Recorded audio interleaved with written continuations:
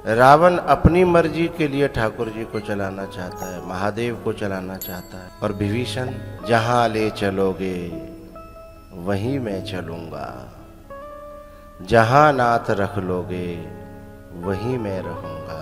आज जब सागर के किनारे हम बैठे थे तो बाबूजी ने चप्पल उतारी, ढोक लगा नहीं पाए तब तक तो ले गो 2 कौड़ी की चप्पल के लिए सागर में भागने लगे।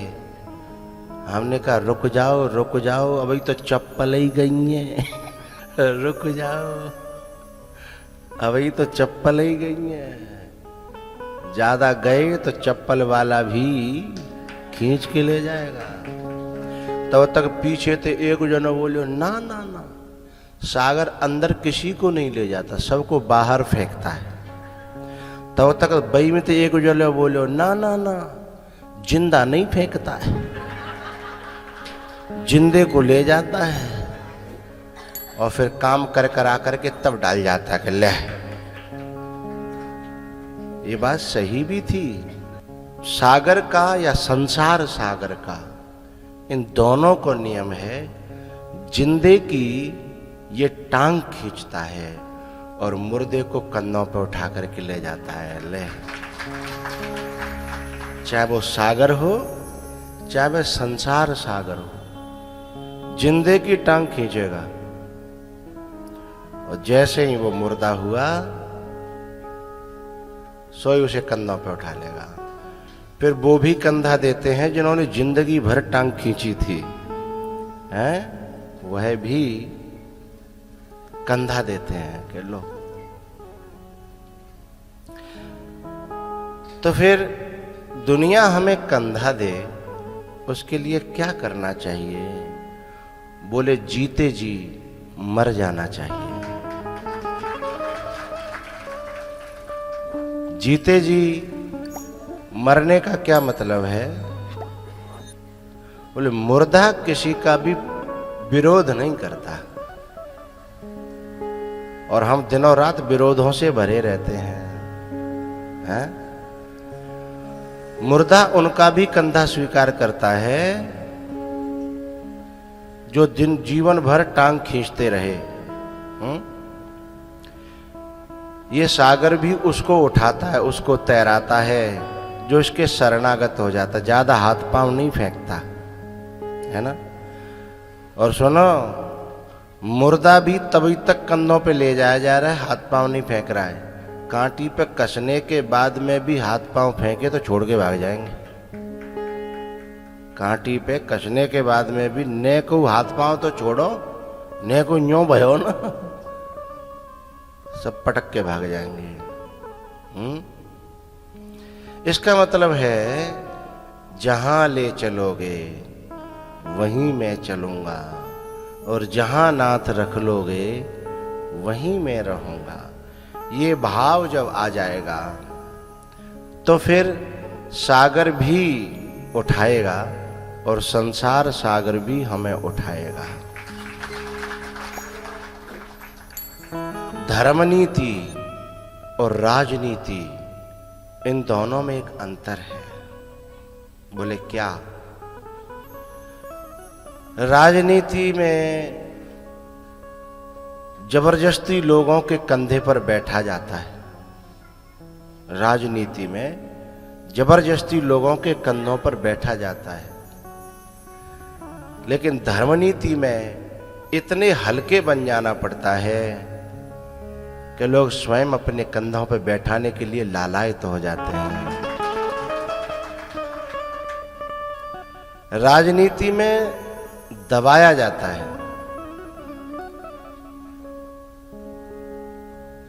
रावण अपने भाई की छाती पर लात मारता है। रावण अपने भाई की छाती पे पांव का प्रहार करता है, पांव धरता है। लेकिन लक्ष्मण जब सोते हैं तो अपने भाई के चरणों को हृदय में ध्यान करके सोते हैं। तो जहां सहजता आएगी वहां हमें संसार सागर उठाएगा और जहां हाथ पांव चलाएंगे वहां सागर खींच ले जाएगा, डुबा देगा। चाहे वो सागर हो, चाहे संसार सागर हो, भव सागर हो। संसार सागर में भी दो तरह के लोग रहते हैं और भव सागर में भी दो तरह के लोग रहते हैं। वो सागर में भी दो तरह के लोग रहते हैं। सागर के किनारे कुछ लोग मछलियों को चुगाने वाले होते हैं और कुछ लोग मछलियों को ही चुगने वाले होते हैं। ऐसे इस भवसागर में भी कुछ लोग हमको चुगाने वाले भी हैं और कुछ लोग हमको चुगने वाले भी हैं, हैं?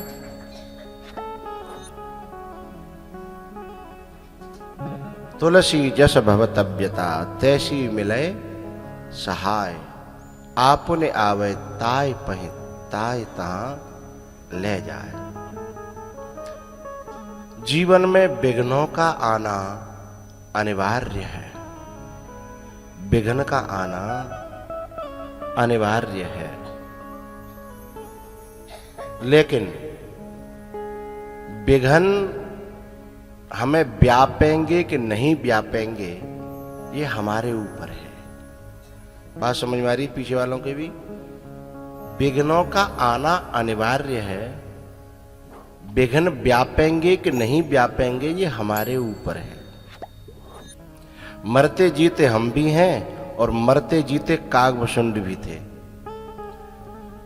लेकिन कागभूषुंड जी को मरने जीने की तनिक भी पीड़ा नहीं होती थी। मैं आपको एक ऐसी चौपाई व्यासपीठ से ही दे रहा हूं, आज बोलने जाऊंगा। उस चौपाई का यदि रामचरितमानस में, सुंदरकांड में या रामचरितमानस में पाठ करें और संपुट के रूप में अभी लगाते हैं ना, मंगल भवन अमंगलहारी, उसकी जगह उस चौपाई को लगाइएगा तो जीवन में विघ्न कितने भी आएंगे लेकिन व्यापेंगे नहीं।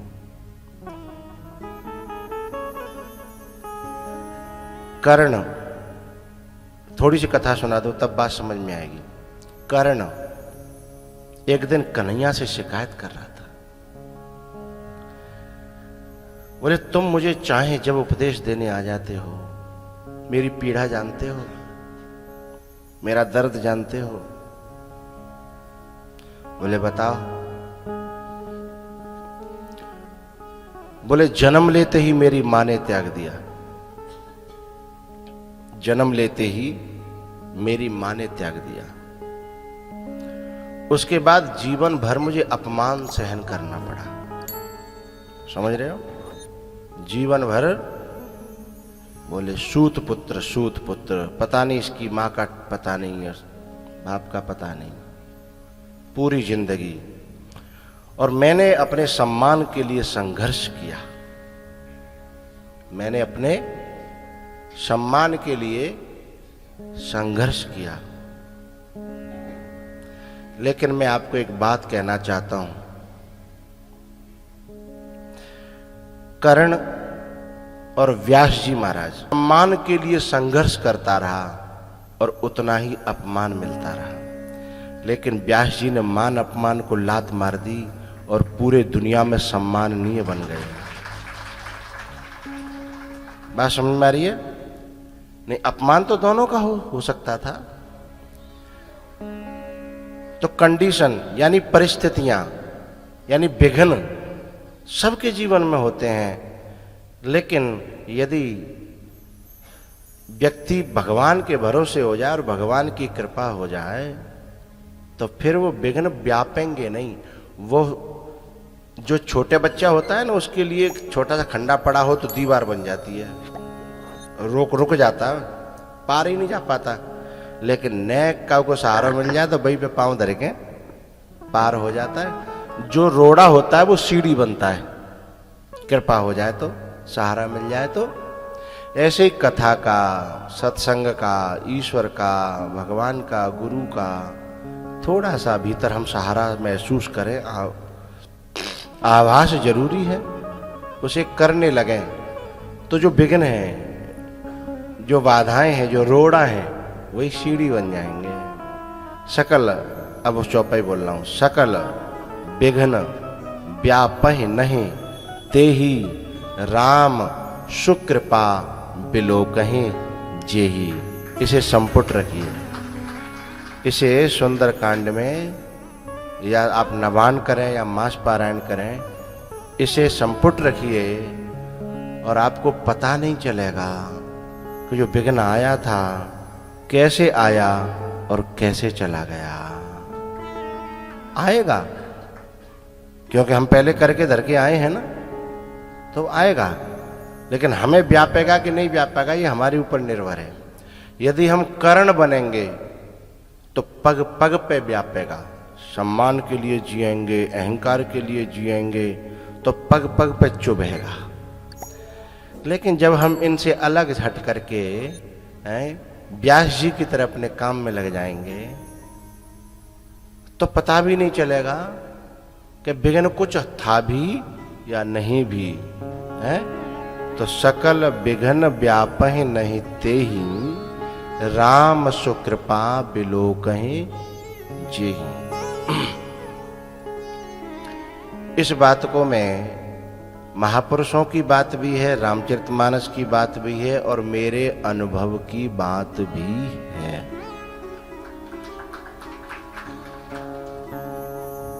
गृहस्थ में भी विघ्न आते हैं और वैराग्य में भी विघ्न आते हैं।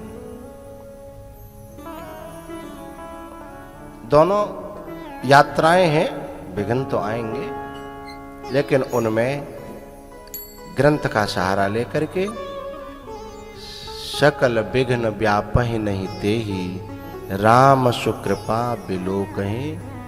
आओ 2 मिनट इस पंक्ति को और गुनगुनाएं।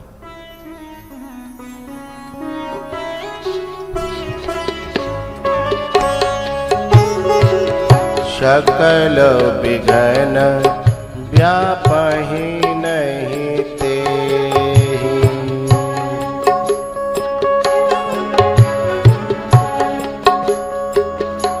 सकल विघ्न व्यापहि नहीं तेहि राम सुकृपा बिलोकहि जेहि।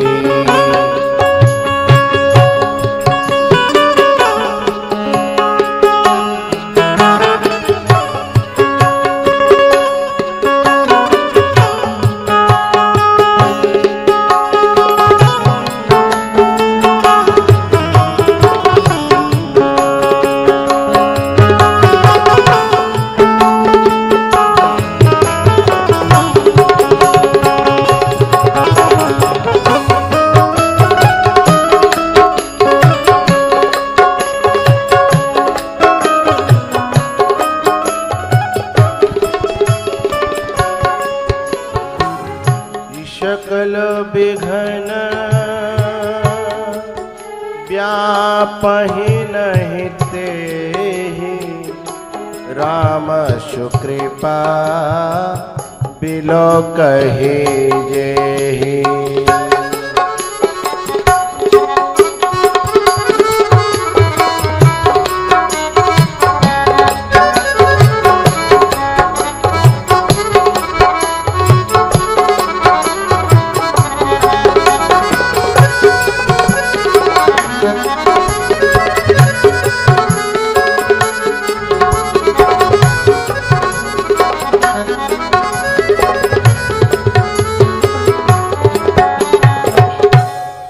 सकल विघ्न व्यापहि नहीं तेहि। भगवान ने कर्ण से कहा, तुमने व्यास जी को देखा है? उन्हें भी मां ने त्याग दिया था।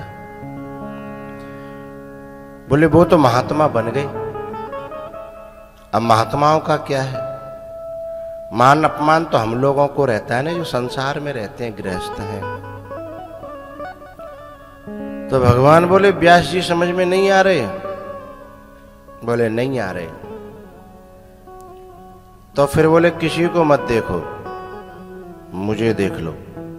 कन्हैया कह रहे हैं मुझे भी मेरी माँ ने होते ही त्याग दिया था। मुझे भी मेरी माँ ने होते ही त्याग दिया। और भगवान कहते हैं, कर्ण, तुम तो जानते हो मेरी किसी से कोई शत्रुता नहीं है, लेकिन फिर भी दुनिया में मेरे कितने दुश्मन हैं। तुम बताओ, तुम इतने धर्मात्मा हो, दानी हो, विद्वान हो, शूरवीर हो, तुम इस बात को दिल से कहो, मेरा व्यक्तिगत किसी से कोई वैर, दुश्मनी? बोले नहीं। अरे तेरे तो कम से कम जन्म लेने के बाद मां ने त्याग दिया, तेरे दुश्मन तो नहीं थे कोई। तूने अपने अहंकार से दुश्मनों को निमंत्रण दिया, वो अलग बात, लेकिन मैं तो छठी का भी नहीं होया पाया, तब तक तो पूतना हाँ या ना बोल। कर्ण बोला हाँ। थोड़ा सा समय हुआ, मैं तो दूध पीता था। सकटासुर बोले हाँ। थोड़ा सा भी बड़ा नहीं हो पाया। तृणावर्त, तब कर्ण को पूरी गिनती गिनाई। कर्ण बोला, तेरे उस जीवन में कोई दुश्मन हुआ? बोले नहीं। बोले तू तो स्वयं, तेरे दुश्मन तो तब पैदा हुए जब पापी को साथ दियो यही कारण। तू जब तक दुर्योधन का नहीं बना तब तक तेरा कोई दुश्मन था, और अभी भी मैं तो कह रहा हूं, पांडवों को तू दुश्मन मानता है दुर्योधन की वजह से, पांडव तुझे दुश्मन नहीं मानते। लेकिन तू ईमानदारी से कह, मैं किसी को दुश्मन मानता हूं? नहीं। लेकिन मुझे कितना लोग दुश्मन मानते हैं। शिशुपाल का मैंने कुछ बिगाड़ा है? दुर्योधन का मैंने कुछ बिगाड़ा है? शकुनी को आज तक मैंने मामा श्री के अलावा कुछ कहा है? बताओ बताओ। कितने लोग, अरे स्वयं मामा कंस, मेरा खास मामा, तेरा मामा तेरा हत्यारा तो नहीं है ना? तेरे मामा ने कभी तुम्हें मारने की कोशिश की? बोले मेरे तो मामा का पता ही नहीं है। बोले पता तो मेरे को भी नहीं था, तब तक पता तो मेरे को भी नहीं था। जिसके अगल के, बगल के, खास के, घर के सब जिसे मारने पर तुले हों। लेकिन कर्ण एक बात बता, मैंने कभी तुमसे कोई शिकायत की, या किसी से कोई शिकायत की, या मेरे मुख की मुस्कुराहट कभी कम हुई? तब कर्ण की आंखें खुली। वाह के सब तुम तो तुम हो, तुम्हारी होड़ कौन कर सकता है? भगवान बोले अजीब इंसान है। व्यास जी की बात बताई तो बोले तुम महात्मा हो, वे तो महात्मा थे। मैंने अपनी बात बताई तो अब कह रहे हो तुम तो तुम हो। यदि ऐसे तुम नकारते रहे तो तुम्हें जिंदगी में कोई सुख न दे पाएगा। जिंदगी में कोई सुख न दे पाएगा। तुम जब मेरे हालातों से खुद को तौलोगे तो बहुत सुखी पाओगे। जब कन्हैया का दुख देखा, व्यास जी का दुख देखा दुनिया की तरफ से, लेकिन फिर भी इनको भीतर से मस्त देखा, आनंदित देखा, तब समझ में आया कर्ण के दुनिया में कितना गम है, मेरा गम कितना कम है। दुनिया में कितना गम है, मेरा गम कितना कम है। दुनिया का गम देखा तो आगे भूल गया दुनिया में कितना गम है,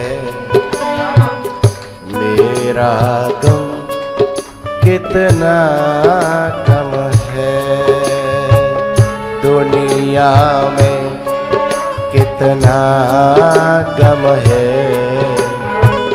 मेरा गम कितना कम है।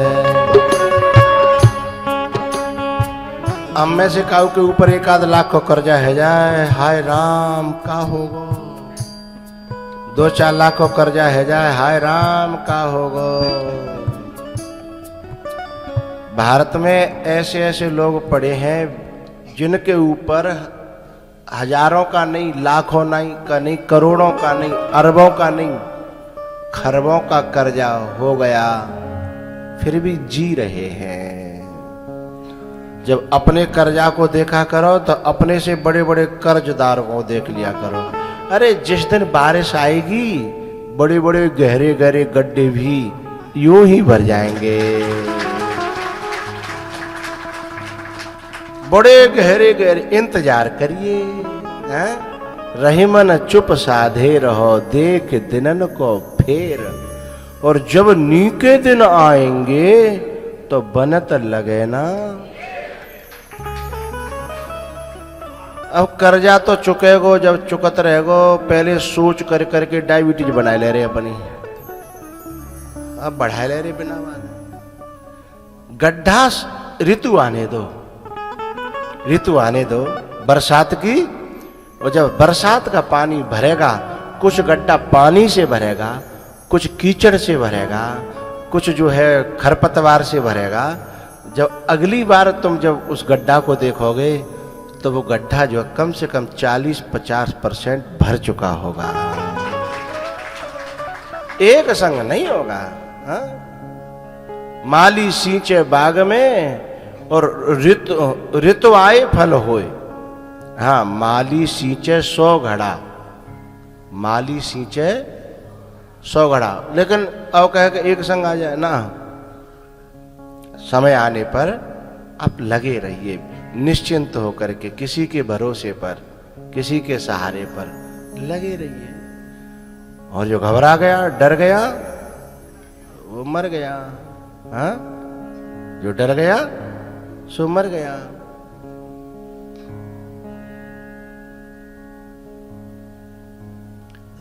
तो कर्ण भगवान के इन वाक्यों को सुनकर के कहता है, माधव तुमने मेरे जी का बोझ बहुत हल्का कर दिया। मैं जिया तो सुकून से नहीं, पर अब मैं क्या दूं आपको, इसके बदले में क्या दूं? भगवान बोले अपनी जिंदगी। बोले मतलब? बोले अर्जुन के बाण से चुपचाप मर जाना, तो तेरा जीना किसी के लिए सुकूनदायी नहीं हुआ। नहीं तो कर्ण अर्जुन पे मरता नहीं, कर्ण अर्जुन पे मरता नहीं।